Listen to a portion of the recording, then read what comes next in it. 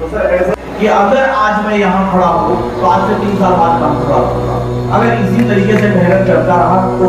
और बहुत सारे ओपन इंटरेस्ट और बहुत सारी वॉल्यूम्स अलग अलग स्ट्राइक प्राइसेस पर दिख रही है। आप अपने टर्मिनल पर देखेंगे, चाहे आप सही के भी टर्मिनल पर उठा के देख लेंगे, अगली एक्सपायरी देखेंगे तो अगली एक्सपायरी पर भी आपको बहुत सारे, हमारे इसमें भी अगली एक्सपायरी निफ्टी की देखिए, निफ्टी की अगली एक्सपायरी देखिए 7 की बात वाली 13 अप्रैल, अभी 13 अप्रैल की एक्सपायरी देखिए, 13 अप्रैल की एक्सपायरी में भी आपको यह देखिए यहाँ पर क्लोज करिए इसको, देखिए यहाँ पर तो आपको दिखाई देगा 13 अप्रैल की एक्सपायरी में, जो अप्रैल की एक्सपायरी नहीं है, 13 अप्रैल की एक्सपायरी